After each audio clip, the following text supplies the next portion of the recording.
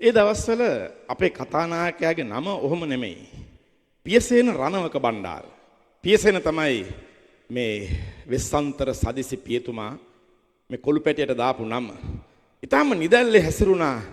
ඔය ඇහැලියගොඩ පැත්තේ සුන්දර ගම්මානයේ වෙල්ෙලිවල වැව් තලවල හොඳින් දුව පැන නටමින් කිසිදු බරක් පතලක් ජීවිතය ගැන නොගෙන මේ පස්වෙනි දරුවා හොඳින් හැදුනා. හොඳින් වැඩුණා. මේ දරුවගේ ජීවිත කතාව හරි පුදුමයි. මිනිහෙකුටගේ දෛවය කොයිතරම් රේඛාවක්ද? මොන තරම් සිදුවීම් රසක් ඒ තුල සිද්ධ වෙනවද? කොයිතරම් මන්සන්දි ඇති වෙනවද? ඒ හන්දි වලින් එහෙ හැරුණොත් එහෙ මෙහෙ හැරුණොත් මෙහෙ. බණ්ඩාරගේ ජීවිතය පොඩි කාලේ මීට වඩා හුඟක් වෙනස්. බණ්ඩාර පහේ පන්තිය දක්වා ගමේ ඉස්කෝලේට ගිහිල්ලා පහේ පන්තියෙන් පස්සේ අතහැරුණා. ගමේ කොල්ලන්ට එහෙම ශිෂ්‍යත්ව පන්තියට පන්නගෙන යන්න හරි ටියුෂන් පන්තියකට දාන්න හරි ඊළඟට උඹ අධ්‍යාපනය ලැබපම් පුතේ කියලා පස්සෙන් පන්නන්න කෙනෙක් නැහැ. ඒ නිසා අර සෙසු කොල්ලෝ වගේම බණ්ඩාරත් මේ අධ්‍යාපනයෙන් මිදුණා. මිදලා කොහටද බණ්ඩාර ගියේ? අන්න එතනයි වැදගත් වෙන්නේ. බණ්ඩාර ගියේ නැටුම් ඉගෙන ගන්න. බණ්ඩාරගේ මහප්පා කෙනෙක් හිටියා හීන්හාමි ගුරුන්නාන්සේ. ඒ ගමේ බොහොම වටිනා කියන ගුරුන්නාන්සේ කෙනෙක්. නැටුමට, ගැයුමට, වැයුමට විතරක් නෙමෙයි බොහොම හොඳ ගුරු කන්තොවිල් පවිල් ආදී පවා බාර ගන්න ගුරුන්නාන්සේ කෙනෙක්. බණ්ඩාර ගිහින් නැතුනේ මේ හීන්හාමි ගුරුන්නාන්සලා ගෙදර, මහප්පලා ගෙදර. මහප්පා බණ්ඩාරට නැටුම් ඉගෙනුවා. කවුරුත් තාම දන්නෙත් නැහැ. මහාචාර්යතුමා ඔය ළඟ ඉඳගෙන ඉන්නේ වෙස් බැඳපු නට්ටුවෙක්. බණ්ඩාර පහේ පන්තියේ ඉඳලා අවුරුදු 3ක් මේ ගුරුනාන්සේ ඇසුරේ ඉඳලා බණ්ඩාර වෙස් බැඳා. ඒ කාලේ පෙරහැරවල වල නැටුවා බණ්ඩාර. හැබැයි මහා අවාසනාවක මහත මේ ගුරුනාන්සේ හදිස්සිය අභාව ප්‍රාප්ත වෙනවා. ඒ අභාවය මුළු ගමටම බරපතල ලෙස දැනෙනවා. ඒ අභාවයේ ලොකුම දැනුම් දීම දැනුනේ මේ පුංචි බණ්ඩාරට. මේ ලොකු බණ්ඩාරගේ හිතේ තාමත් තියෙනවා ඒ කම්පාව. මේ කාලේ බණ්ඩාර සූදානම් වෙනවා මහප්පා ගැන නව කතාවක් ලියන්න. ඒ කතාව බොහොම ගැඹීරට හිටීවි. ඒ නිසා මේ කොල්ලා අතහැරුණා. මේ කොල්ලට නැටුම් උගන්වන්න එහාට සංගීත උගන්වන්න කවුරුත් හිටියේ නැහැ.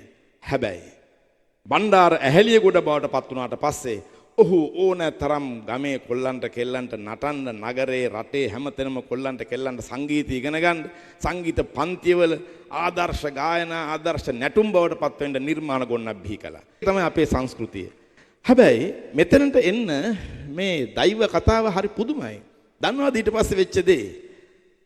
මහප්පා මිය ගියාට පස්සේ නැටුම් ගැයුම් වැයුම් ඔක්කොම නැති වෙලා ගියා.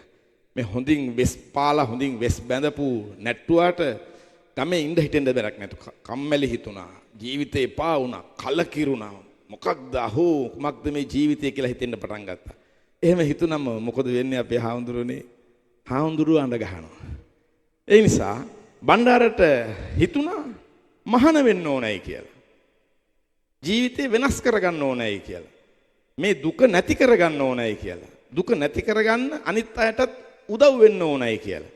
එනිසා බණ්ඩාර මහාන වෙන්න ගියා පන්සලට. ගියේ ඇහැලියගොඩ පන්සලකට නෙමෙයි. හලාවත. හලාවත කරවිට සී සුදර්ශනාරාමයට යනවා මේ කුඩා කුලදරුවා මහාන වෙන්න. ගිහිලා හොඳින් අධ්‍යාපන කටයුතු කරගෙන යනවා. ඊට පස්සේ මොකද වුනේ? බණ්ඩාර මහාන නොවුන බව නම් ඔබ දන්නවා. ඒ ඇයි කියන්නේ ඔබ දන්නේ නැහැ. මේකත් හරියට ටෙලි නාට්‍ය කතන්දරයක් වගේනේ. මේ පොඩි කොළු ගැටයා ස්වාමීන් වහන්සේ නමක් වෙන්න බොහොම ආසාවෙන් ආදරෙන් ගියාට ඊට පෙර සාමණේර බවට පත්ව හිටපු ඒ වයසෙම මේ සාමණේර වහන්සේලා උන්වහන්සේලා මේ කොළු ගැටයාගේ හිත වෙනස් කරනවා අපේ හාමුදුරනේ. පරිස්සම් වෙන්න ඕනේ.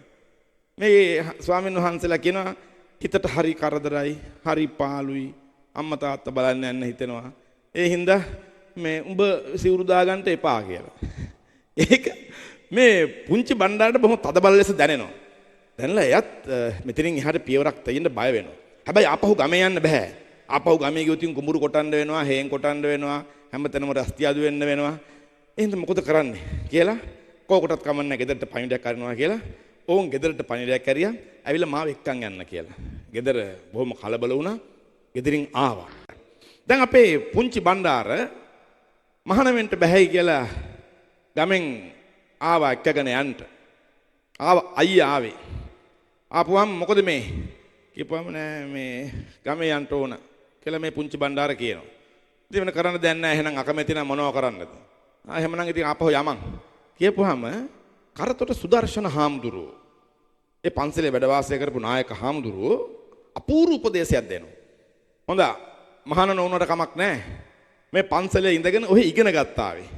මේ ළමයට ඉගෙන ගන්න පුළුවන්.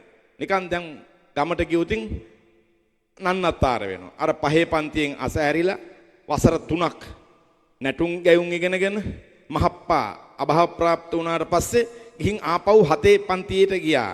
ඇහැලිය ගොඩේදී. ඩබල් ප්‍රොමෝෂන් එකක් හම්බුණා.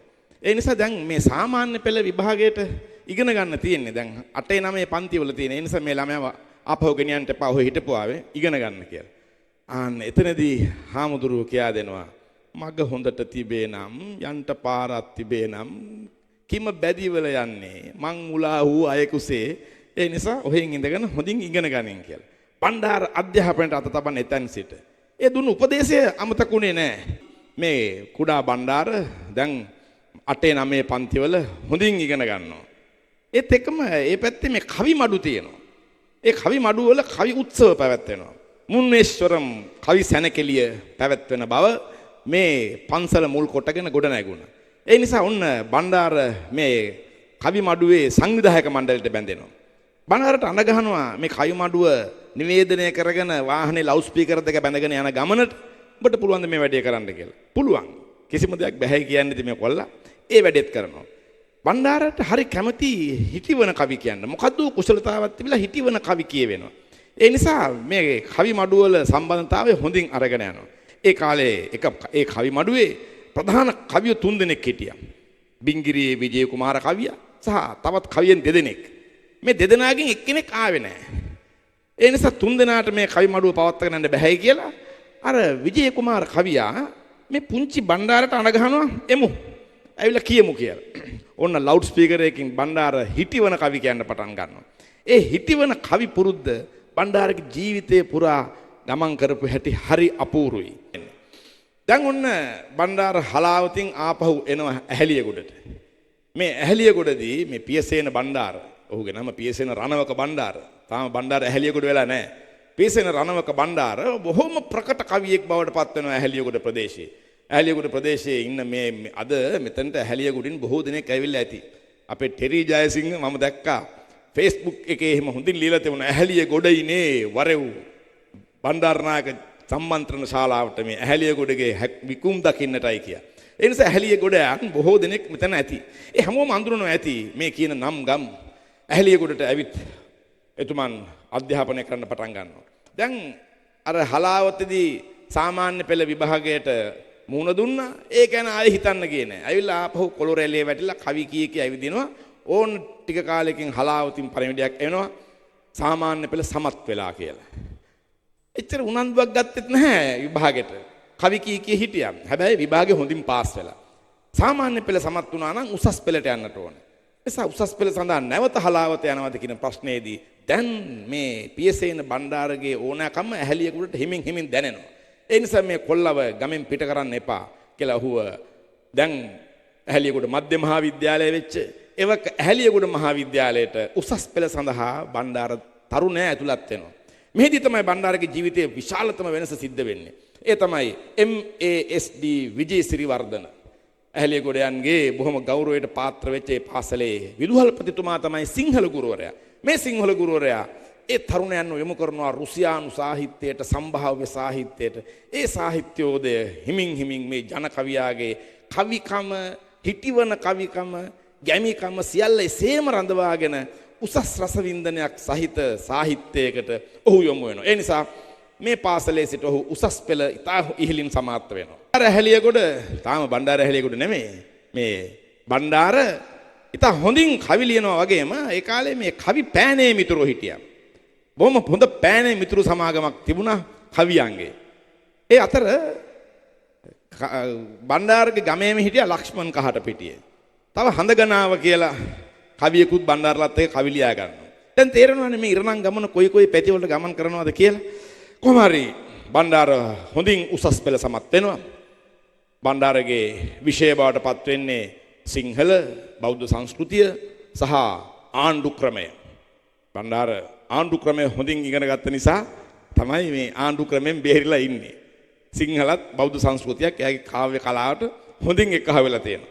දැන් එතකොට ඔහු යනවා පේරාදෙණිය විශ්වවිද්‍යාලයට. මෙන්න අර ගමෙන් උපන් නැටුම් නටපු, බෙස් බැඳපු, තොইল පවිල් කරපු, කවි කියපු, හිටිවන කවි කියපු, කවි ලියපු මේ කොළු කැටයා දැන් පේරාදෙණිය විශ්වවිද්‍යාලයට යනවා. එතෙන් සිට බණ්ඩාරගේ නාට්‍ය කටයුතු ඉතා ඉහළින් දියුණු වෙනවා. අපි කවුරුත් දන්න කඳුළු ගෑස් කියන නාට්‍ය හදපු ක්ලයිව් ශාන්ත ඒ කාලේ බණ්ඩාරගේ සමකාලීනෙක්. පියසේන බණ්ඩාර තවත් බණ්ඩාර කෙනෙක් එක්ක පැටළුණා විශ්වවිද්‍යාලේ. ඒ නිසා මේ දෙන්නම වෙන් කරලා අඳුන ගන්න ඕන නිසා පියසේන බණ්ඩාරට ඇහැලියගොඩ කැලක් එක්කහව කළා. අර ඒ නිසා නමත් එක්කහවල ඇහැලියගොඩ බණ්ඩාර ඇහැලියගොඩ බවට පත් වුණා. එතනින් එහාට අපිට හම්බෙන්නේ බණ්ඩාර ඇහැලියගොඩ කෙනෙක්. ඔහු නාට්‍ය කළා, පේරාදෙණිය වලේ නාට්‍ය කළා, සම්මාන ලැබුවා, හොඳම නළුවා ලෙස සම්මාන ලැබුවා. බණ්ඩාරගේ ගීත කලාවේ ප්‍රාසංගික බව එකතු වෙන්නේ අන්න එහෙමයි. ඔහු කොයිතරම් ප්‍රාසංගික නිර්මාණ ශිල්පියෙක්ද කියන එක ඔහු අද ඔහුගේ ගීතයෙන් ඔප්පුවට පෙන්නනවා. ඒ වගේම බණ්ඩාර නාට්‍යකාරයෙක් කියලා කියන්නේ නිකන් නාට්‍ය රචකයෙක් පමණක් නෙවෙයි. ඔහු නාට්‍ය නළුවෙක්. නිකන් නළුවෙක් නෙවෙයි, සම්මානනීය නළුවෙක්. 1984 යෞවන සම්මාන වලට ඉදිරිපත් කරපු නාට්‍යයෙන් ඔහු හොඳම නළුවා ලෙස සම්මාන ලබනවා. ඔහුත් සමග එහා පැත්තෙන් හොඳම නිලියට සම්මාන ගන්න රත්නාලාල්නී ජයකොඩි. බණ්ඩාරගේ ජීවිතේ විශ්වවිද්‍යාලයට ගියාට පස්සේ වෙනස් වෙනවා. ඒ ගුරුවරු, ඒ ශිල්පය, භාෂාව, සාහිත්‍ය, රසාස්වාදනය, නාට්‍ය මේ සියල්ලත් එක්ක බණ්ඩාර එක්කහ වෙනවා. ඒ කාලේ තමයි බණ්ඩාර ඇහැලියගොඩ බවට පත් වෙන්නේ. බණ්ඩාර ඇහැලියගොඩ විශ්වවිද්‍යාලයේ ජොබෙක් ජොබාලා ඉන්නවනේ විශ්වවිද්‍යාලේ. රස්සාවල් කරන ගමන් තමයි විශ්වවිද්‍යාලේ එන්නේ. බණ්ඩාරට ඒ කාලෙම එයාගේ අධ්‍යාපනික සුදුසුකම් ඔස්සේ ජාතික ඉතිරි කිරීමේ බැංකුවේ රස්සාවක් හම්බ වෙනවා. රස්සාවයි අධ්‍යාපනය දෙකම පරිස්සම් කරගන්න මේ තරුණ ශිෂ්‍යයා බොහොම මහන්සි වෙනවා. විශ්වවිද්‍යාලයේ හිටපු සිසු මිත්‍රයන් බණ්ඩාරට බොහෝ උදව් කරනවා. කොළඹෙන්ද සිද්ධ වන මුලදීම රස්සාවට බොහොම අමාරුවෙන් කොහොම හරි නුවරට මාරුවීමක් හදාගත්තා. ඒත් එක්කම ඕන් ලයනල් වෙන්ට් ආයතනයේ මුල් කොටගෙන පැවැත්විච්ච සරච්චන්ද්‍ර නාට්‍ය වැඩමුළුවට සම්බන්ධ වෙන්නත් බණ්ඩාරට සිද්ධ වුණා. ඒ නිසා කොළඹයි පේරාදෙණියයි කෝච්චියයි බස් එකයි බණ්ඩාරට ගානක් නැතුව ගියා. ඔහොම ඇවිල්ලා ඕන් ආචාර්ය ලෙස්ටර් ජේම්ස් පීරිස්ගේ සහාය අධ්‍යක්ෂකවරයා අපේ උපාලි මහත්තයා අසනීප වුණා. ඒ නිසා ඔය සෙන්ට්‍රල් හොස්පිටල් එකේ නතර කරන්න සිද්ධ වුණා. මේ උපාලි මහත්තයා ළඟ එයාව බලාගන්න 3 දෙනෙක්පත් වුණා. එක්කෙනෙක් දයාරත්න රටගෙදර, අනිත් එක්කෙනා සම්පත් එන්නකෝන්, අනිත් එක්කෙනා බණ්ඩාර ඇහැලියගොඩ. හැබැයි ඉතින් දයාරත්න රටගෙදරයි සම්පත් එන්නකෝනි ඔය කිව්වට ළඟ නෑ. ඒ කාලේ රටගෙදරගේ මේ ගරුලිසීගේ නාට්‍ය රට පුරා යනවා. එහෙනම් රටෙත් නැතුව නාට්‍ය පස්සේ යනවා. බණ්ඩාරට සිද්ධ වුණා වැඩි හරියක් ඉස්පිරිතාලේ ඉන්නේ. ඉස්පිරිතාලේ ඉඳලා උපාලි මහත්තයාට සනීප වුණා. හැබැයි බණ්ඩාර ලෙඩ වුණා. ඒ වාට්ටුවේ හිටියා තිලකා මහානාම කියලා සුන්දර නර්ස් කෙනෙක්. ඒ නර්ස්ට හිත ගියා බණ්ඩාරට. එතනින් එහාට බණ්ඩාරගේ ජීවිතේට මහා අස්වැසිල්ලක් බවට පත් වෙන්නේ ඇය. දැන් ඉතින් බණ්ඩාර තමන්ගේ මිත්‍ර සන්දානයේ හොඳින් හැසිරෙනවා. රස්සාවත් පරිස්සම් කරගන්නවා, පරස්තාවත් පරිස්සම් කරගන්නවා, දරු මල්ලන්වත් වාගෙන බොහොම අමාරුවෙන් කුලී ගෙදරක ජීවත් වෙලා ඊට පස්සේ හිමින්සරේ ගයක් හදන්න පටන් ගන්නවා, ණයතුරුස් වෙනවා. හොඳ හිනාවෙන් යුක්තව බණ්ඩාර මේ ජීවිතේට මුහුණ දෙනවා. මේක දමල ගහලා යන්නෙත් නෑ, මේ ප්‍රශ්නයි කියලා මේකට හිත ඇවුල් ගන්නෙත් නෑ. ඔහොම ඉන්නකොට මේ මිත්‍ර සන්දානේ පවත්තන්න බණ්ඩාර නිතර යනවා මහවැලි කේන්ද්‍රයට. මහවැලි කේන්ද්‍රයට යනකොට මනෝ හම්බෙන්න යන්නේ. මනෝරත්නයේ කාලේ මහවැලි කේන්ද්‍රයේ වැඩ. ඒත් එක්කම මහවැලි කේන්ද්‍රයේ තර උස ඉලන්දාරියෙක් සින්දු කියනවා. සුනිල් එදිරිසිංහ මහවැලි කේන්ද්‍රයේ හිටියේ. ඒ කාලේ මනෝරත්න හරහා තමයි බණ්ඩාර තමන්ගේ අර ගීත කීපයක් දුන්නා. එයින් තමයි සුනිල් එදිරිසිංහ තෝරගන්නේ තිරය ඇරෙනවා සහ ලෝකයක් නසන්නට කියන ගීත. මේවා තමයි බණ්ඩාරගේ පළමු ගීත. මේවා තමයි ගුවන් විදුලියෙන් ඇහුනේ. බණ්ඩාරට තාම කනේ තියනවලු මේ ගුවන් විදුලියෙන් මේ ගීතය යන දවසේ සමන්නතාවුද හෙට්ටිගේ නිර්මල හඬින් බණ්ඩාර ඇහැලියගොඩ කියලා කියපු විදිහ බණ්ඩාරගේ තාම හිතේ හොඳින් ඇඳිලා තියෙනවලු. පේරාදෙණිය විශ්වවිද්‍යාලයට ගිහිල්ලා හොඳින් ඉගෙනගෙන කොළඹ ආපු බණ්ඩාර කසාදයක් එහෙම බැඳගෙන ඔහොම ඉන්නකොට තමයි බණ්ඩාරට පින ලැබෙන්නේ ධර්මසිරි ගමගේ මහත්තයා හම්බ වෙන්නේ. ධර්මසිරි ගමගේ මහත්තයාව අපි මේ වෙලාවේ බොහෝම ගෞරවයෙන් මතක් කරනවා. එතුමන් තමයි බණ්ඩාරට පහන් වැටක් වෙන්නේ. එතුමන් යෝන් ජනතා පුවත්පතේ වැඩ කරනකොට මේ කවි ලියන ආධුනික කොල්ල කෙල්ල එක්කව කරගෙන හැදුවා පහන් වැටක්. ඒ පහන් වැට අද දක්වාම ලාංකේය සංස්කෘතියේ එළිය දෙන පහන් වැටක් බවට පත් වෙලා තියෙනවා. ඒ නිසා බණ්ඩාර පහන් වැටෙත් හිටියා. බණ්ඩාරගේ කාමරේ කුලී කාමරේ ලිපිනේ තමයි පහන් වැටේ ලිපිනේ බවටත් පත් උනේ. ඒ නිසා මේ පහන් වැට ධර්මශ්‍රී ගමගේ නැමැති සුන්දර ගුරුවරයා මැදිහත් කරගෙන තාම ඉහළ වැඩ කටයුතු ගණනාවක් කළා. බණ්ඩාර පුවත්පත් ලේඛකයෙක් බවට පත් වුණා. කවි පිටුව බණ්ඩාර සංස්කරණය කළා. ඒ නිසා ඔන්න කවියෝ ලංකාව පුරා විසිරී සිටින කවියෝ රොත්තක් එක්කව කරගෙන අලුත් විදිහකට හිතන්නට අලුත් කවි ගමනක් යන්නට බණ්ඩාරට හැකියාව ලැබුණා පහන් වැඩට පින් සිද්ධ වෙන්න. දැන් අපේ ජීවිතයට අපේ ජීවිත භාවනාවට බණ්ඩාර විසින් ලියා දුන්නු වදන් පෙළ නන්දා මාලනියගේ හඬෙන් අසමු. ඒ හඬ අපේ ජීවිතය පුරා තා ගැඹුරින්ම කිඳා බැස තිබේවි. නන්දක්ගේ ජීවිතය කවියක් ආදරය එහි සොඳුරුතම වදනක්.